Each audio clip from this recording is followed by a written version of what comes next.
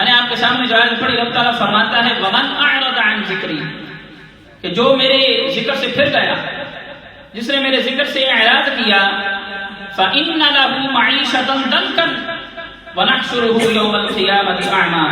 اللہ تعالیٰ فرماتا ہے میں اس کے اوپر اس کا رزق اور معیشت تنگ کر دیتا ہوں۔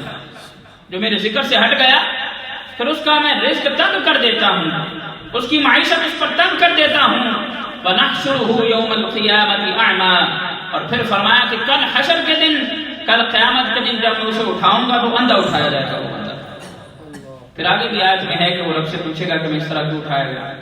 تو صاحبان جی بخیر عرض یہ کرنا چاہتا ہوں، رب کا ذکر بڑا اہم ہے، رب کا ذکر بڑا اہم ہے۔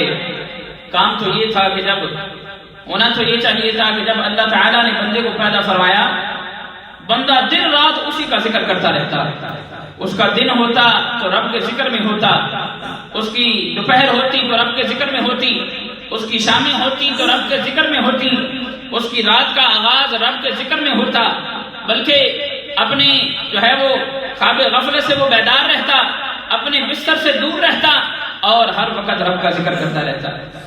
ہونا تو یہ چاہیے تھا، مگر آپ اور ہم سوچتے ہیں، آئیے سوچتے ہیں، یہ لمحہ فکریہ ہے کہ ہم رب کے ذکر سے کتنے دور ہو گئے ہیں۔ ہماری شب و روز جس معاملے میں گزرتی ہیں، جس طرح ہم گزارتے ہیں، آپ اور ہم جانتے ہیں۔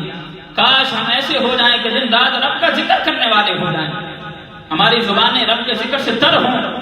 اور جن لوگوں نے صوفیاء کی زندگیاں پڑھی ہیں، جو لوگ تصوف پڑھتے رہتے ہیں، وہ جانتے ہیں، اور پھر حضور علیہ السلام کی احادیث پر جن لوگوں کی نظر ہے وہ جانتے رہتے ہیں کہ جب بندہ ذاکر ہو جاتا ہے، ذکر کرنے والا ہو جاتا ہے، تو صرف اس کی زبان ہی ذکر نہیں کرتی بلکہ جسم کا ہر وہ اعضاء کہ جو اس کے ساتھ ہے اور جو ذکر کر سکتا ہے وہ دن رات رب کا ذکر کرتا رہتا ہے۔ مگر یہ ملکہ اور یہ مقام ہر بندے کو حاصل نہیں ہوتا، یہ خاص لوگوں کا ہے، یہ خاص لوگوں کا مقام ہے۔ اور جو پھر خاص لوگ ہوتے ہیں ذکر کرتے کرتے ایسے مقام پر چلے جاتے ہیں کہ ان کی آنکھیں بھی رب کا ذکر کر رہی ہوتی ہیں، ان کا ناک بھی رب کا ذکر کر رہا ہوتا ہے، اور ان کے کان بھی رب کا ذکر کر رہے ہوتے ہیں، بلکہ ان کے سر کے بال، جسم کے بال رب کا ذکر کر رہے ہوتے ہیں، ان کے ہاتھ رب کا ذکر کر رہے ہوتے ہیں، جسم کا ہر حصہ رب کو پکار رہا ہوتا ہے، مگر یہ مقام ہر بندے کو حاصل نہیں ہوتا۔ یہ خاص لوگوں کا مقام ہے، اور خاص وہ ہوتا ہے جو رب کا ذکر کرنے والا ہو جاتا ہے۔ اللہ تعالیٰ ہم سب کو ان ذاکرین کی فہرست میں شامل فرمائے۔ اور ساتھیو، یہ کوئی اتنا معاملہ مشکل بھی نہیں ہے، یہ کوئی اتنی بڑی راکٹ سائنس بھی نہیں ہے، سمجھنا ہے۔ کام صرف یہ کرنا ہے کہ جب اٹھو، جب تمہیں دیکھا جائے تم رب کا ذکر کرنے والے ہو۔ اب ہمارے معاملات یقینی طور پر اس سے یکسر مختلف ہیں، ہم یقینی طور پر بالکل اس کے اپوزٹ چلتے ہیں۔ اللہ تعالیٰ ہم سب کو ہدایت عطا فرمائے اور اپنے ذاکرین میں ہمیں شامل فرمائے۔ جو میں نے آپ کے سامنے آیت پڑھی ہے، مفسرین نے عمومی طور پر اس کی دو تفاسیر کی ہیں۔ ایک تفسیر تو یہ ہے جو رب تعالیٰ یہاں پر فرماتا ہے عن ذکری، جو ذکری کا یہاں پر استعمال ہوا لفظ، یہاں سے مراد یہ ہے، بعض مفسرین کرام نے فرمایا اس سے مراد قرآن ہے، اس سے مراد قرآن ہے، اور بعض مفسرین نے یہ لکھا کہ یہاں سے مراد عام ذکر الہی ہے جو ہم مختلف اوراد و اذکار کی صورت میں ذکر کرتے ہیں۔ علامہ قرطبی رحمۃ اللہ تعالی آپ فرماتے ہیں کائنات میں سب سے جو بہتر رستہ ہے، بہتر ترین رستہ ہے، وہ قرآن کا رستہ ہے، وہ قرآن کا رستہ ہے۔ گویا اگر کوئی بندہ رب کا ذکر کرنا شروع کر دیتا ہے، قرآن پڑھنا شروع کر دیتا ہے، پھر قرآن پڑھتے پڑھتے پڑھتے اس کا یہ مقام آ جاتا ہے، اللہ تعالیٰ اس کو اپنے ذاکرین میں شامل فرما لیتا ہے، اس کو اپنے ذاکرین میں شامل فرما لیتا ہے۔ اور پھر ذاکرین کے کثیر تعداد میں اس پر روایات آئی ہیں، اس پر اقوال آئی ہیں کہ کس طرح اللہ تعالیٰ ذاکرین کو مقام عطا فرماتا ہے۔ حضرت علی رضی اللہ تعالیٰ عنہ آپ ارشاد فرماتے ہیں اگر بندہ قرآن سے محبت کرنے والا ہو، اگر بندہ قرآن کی حلال کردہ چیزوں کو حلال کر لے اور جن چیزوں کو قرآن نے حرام کیا ہے ان کو حرام کر دے، تو فرمایا اس کا رب تعالیٰ اجر کیا عطا فرماتا ہے، اللہ تعالیٰ اس کو پکڑ کے جنت میں داخل فرما دے گا۔ So it means if Allah subhanahu wa ta'ala has prohibited anything in Quran, so you should try to keep yourself away from that. And if anything is halal which Allah subhanahu wa ta'ala mentioned in Quran, consider them things halal. اب اگر قرآن تو شراب کو حرام کہے مگر ہم حرام کے قریب پھر بھی جائیں، اور اگر قرآن کہے یہ فلاں چیز حرام ہے مگر ہم وہ حرام کام کرتے رہیں، اس کی اب تفسیر آپ جانتے ہیں. اور اگر قرآن کسی چیز کو کہے کہ یہ حلال ہے مگر ہم حلال کی ہوئی چیز کے باوجود اس کو نہ کریں تو پھر ہم قرآن والے تو نہ ہو گئے نا، ہم تو دوسرے ہو گئے. تو حضرت علی فرماتے ہیں کہ اگر قرآن نے کسی شے کو حلال کہا ہے تو تم بھی حلال جانو، اور اگر قرآن نے کسی شے کو حرام قرار دیا ہے تو تم بھی حرام کرو. تو اگر قرآن پر عمل ہو گیا تو اجر کیا ملے گا؟ What is the reward of Quran? To act upon the instructions of Quran, Allah subhanahu wa ta'ala will enter you in Jannah. اللہ تعالیٰ تمہیں جنت میں داخل فرما دے گا.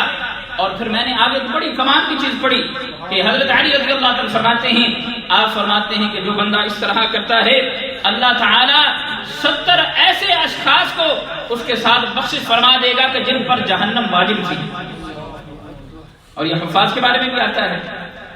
تو اس سے ثابت یہ ہوا جو قرآن پڑھنے والا ہے اس کا کام بن گیا، جو قرآن پڑھنے والا ہے اس کا کام بن گیا. بلکہ اس کے نسبت سے تو ایسے اس کے خاندان کے 70 لوگ جنہوں نے جہنم میں جانا تھا اس قاری قرآن کی وجہ سے اللہ تعالیٰ ان کی بھی بخشش فرما دے گا، ان کو بھی جنت میں داخل فرما دے گا. پھر بڑی خوبصورت حدیث حضور علیہ السلام نے ارشاد فرمایا من قرأ القرآن حرفا فله 10 حسنات. آج ہم ہر چیز گننے کے جو ہے وہ بڑا ہمیں کاؤنٹ کرنے کا ہوتا ہے، اتنے میرے پیسے بنتے ہیں، اتنے میری فلاں چیزیں بنتی ہیں، اتنی فلاں.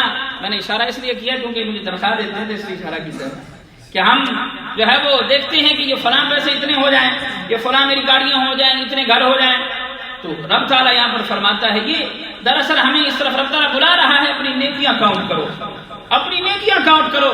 رب تعالیٰ فرماتا ہے من قرأ القرآن حرفا whoever will recite one letter of Quran Allah subhanahu wa ta'ala will give him 10 نیکیاں. ایک لیٹر آپ اگر پڑھتے ہیں الف لام میم یہ 30 نیکیاں ہیں، 30 نیکیاں ہیں. الف 10 نیکیاں، لام 10 نیکیاں، میم 10 نیکیاں. تو کتنا آسان ہے نیکی کو جمع کرنا. میں کہتا ہوں کہ جہاں پر ہم دوسری چیزیں جمع کرتے ہیں آپ قرآن پڑھیں نا تو آپ دیکھیں کہ اللہ تعالیٰ کتنی نیکیاں ڈپوزٹ فرما دے گا، آپ کے اکاؤنٹ میں چلی جائیں گی. تو فرمایا من قرأ القرآن حرفا فله 10 حسنات. جو بندہ قرآن کا ایک حرف پڑھتا ہے رب تعالیٰ اس کو 10 نیکیاں عطا فرما دیتا ہے. ہمیں یقینی طور پر یہ سوچ تو ہونی چاہیے، یہ سوچ تو ہونی چاہیے کہ ہمیں یہ کام کرنے سے یہ ریوارڈ ملے گا. اگر کوئی بندہ اتنا ہی ذہن میں رکھ لے کہ میں قرآن پڑھوں گا اور ہر حرف پر مجھے 10 نیکیاں ملیں گی، تو اگر کوئی بندہ ایک سپارہ روز کا پڑھے گا دیکھیں کہ کتنی لاکھ نیکیاں اس کے کھاتے میں آ رہی ہیں، ہزاروں نیکیاں وہ سمیٹ لے گا. اللہ تعالیٰ ہم سب کو قرآن پڑھنے کی توفیق عطا فرمائے.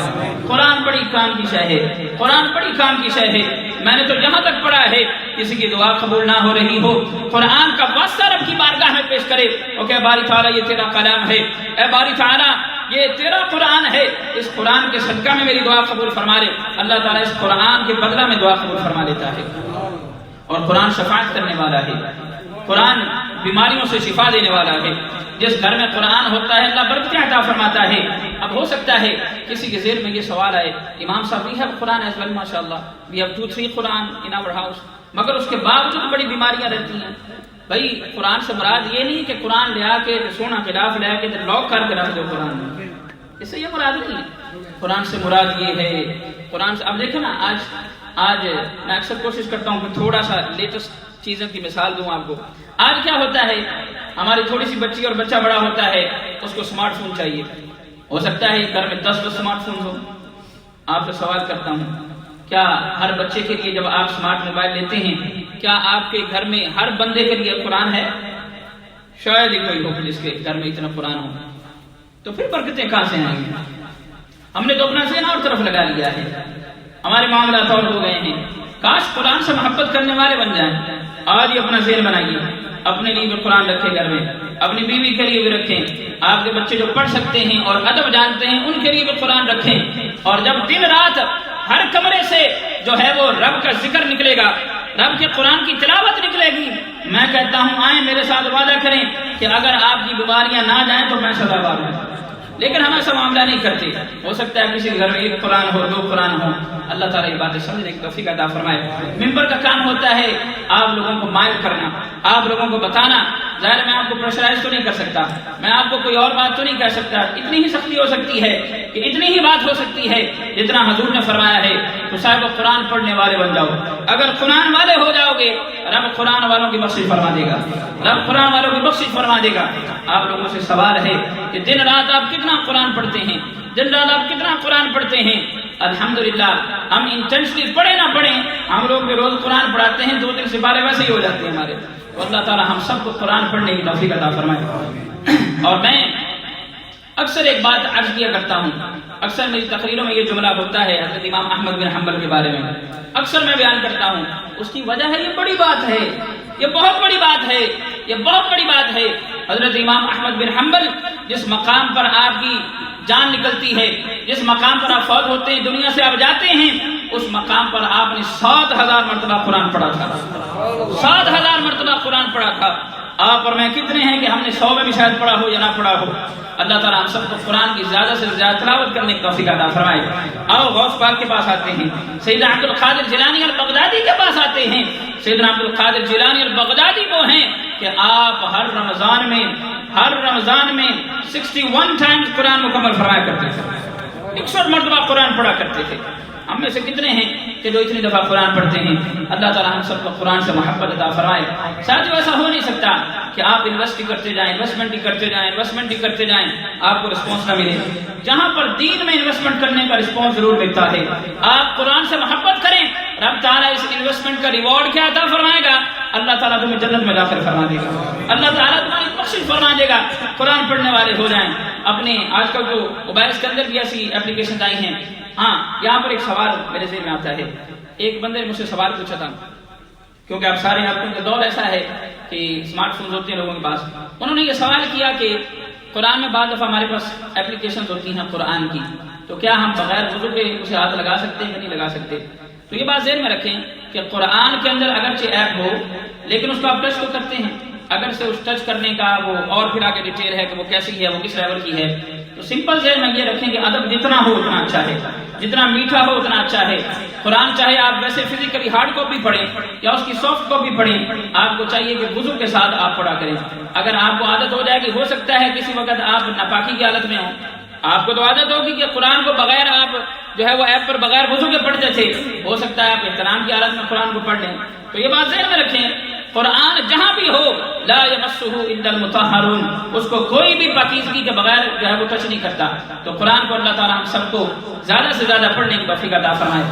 اب میں نے جو آپ کے سامنے ذکر کا لفظ استعمال کیا، تو بعض مفسرین نے یہ فرمایا تھا کہ اس سے مراد قرآن ہے۔ جس طرح اس سے مراد قرآن ہے، رب تعالیٰ نے ایک مقام پر اس سے مراد، اللہ تعالیٰ نے ایک جگہ ذکر کو نماز بھی کہا ہے، ایک جگہ رب نے ذکر کو نماز بھی کہا ہے۔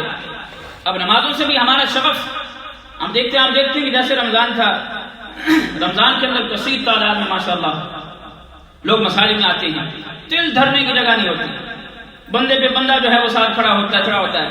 عرض یہ کرنا چاہتا ہوں کہ غیر رمضان میں بھی نمازیں ہیں۔ اب یہاں پر جو ایک میں روایت آپ کے سامنے رکھنے لگا ہوں، حیات القلوب کے اندر یہ روایت آئی ہے۔ حضرت ابو ہریرہ رضی اللہ تعالیٰ عنہ آپ روایت فرماتے ہیں کہ حضرت ابوبکر صدیق رضی اللہ عنہ کے زمانہ میں ایک منافق کا جنازہ تھا، ایک منافق کا جنازہ آیا۔ حضرت ابوبکر صدیق رضی اللہ عنہ آپ جنازہ پڑھنے لگے، آپ قریب ہی تھے تو آپ نے دیکھا اس کا کفن ہلنے لگا، اس کا کفن ہلنے لگا۔ آپ نے جب غور سے دیکھا، جب پر تھوڑا سا کپڑا ہٹایا یا غور سے دیکھا تو وہاں پر سانپ تھا، وہاں پر کیا تھا؟ سانپ تھا، اس کے کم، اس کے شراؤٹ کے اندر سانپ تھا اور اس کا خون چوس رہا تھا، اس کا خون چوس رہا تھا۔ حضرت ابوبکر صدیق رضی اللہ تعالیٰ سانپ کو مارنے کی کوشش کی، اللہ تعالیٰ نے اس سانپ کو زبان عطا فرما دی، اس نے بڑی فصاحت و بلاغت والے عربی کے اندر جواب دیا حضرت ابوبکر صدیق رضی اللہ تعالیٰ کو۔ آپ کو عرض کرنے لگا، کہنے لگا اے ابوبکر مجھے کیوں مارتے ہو؟ میری تو رب تعالیٰ نے ڈیوٹی لگائی ہے کہ میں اس کا خون چوسوں، اس بندے کا خون چوسوں۔ آپ پیچھے ہٹ گئے، آپ نے فرمایا کہ مجھے بتاؤ اس کو کس گناہ کی وجہ سے، کیا اس کو کسی گناہ کی وجہ سے سزا مل رہی ہے؟ آگے سے سانپ جو ہے وہ عربی میں جواب دیتا ہے اور وہ کہتا ہے کہ یہ 3 گناہ کیا کرتا تھا، اپنی زندگی میں 3 گناہ کیا کرتا تھا۔ سب سے پہلا اس کا گناہ یہ تھا کہ یہ نماز نہیں پڑھتا تھا، یہ نماز نہیں پڑھتا تھا۔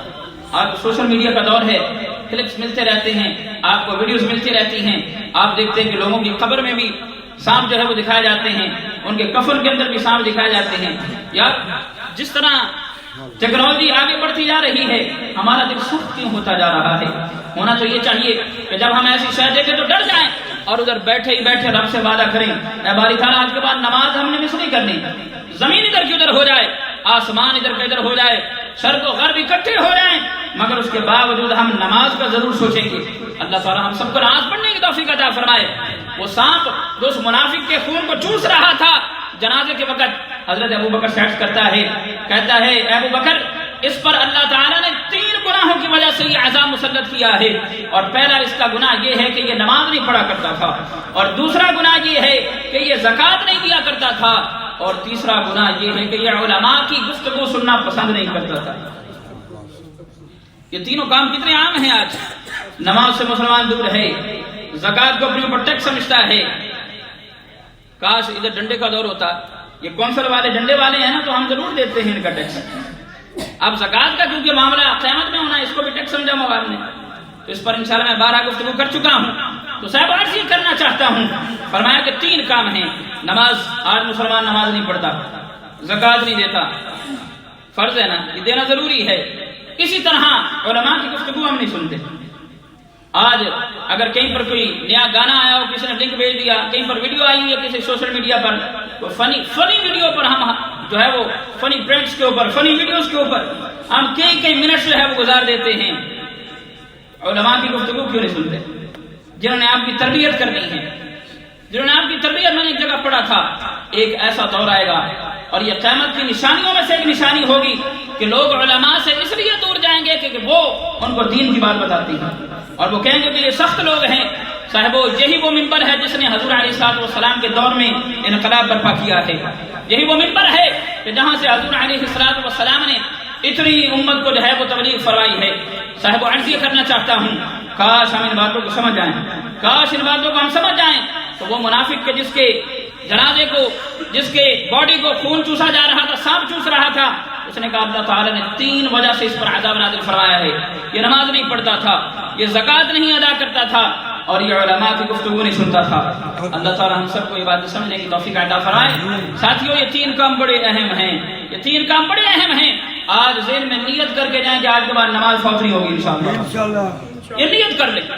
کاش ہماری طبیعت ایسی ہو جائے کہ اگر ہماری نماز چھوٹ جائے تو ہماری طبیعت خراب ہونے لگ جائے. ایسا نہیں ہوتا. اس سے ثابت یہ ہوا کہ نماز کا ہمیں شغف نہیں رہا. اللہ تعالیٰ ان باتوں پر عمل کرنے کی توفیق عطا فرمائے. آخر دعوانا الحمدللہ رب العالمین.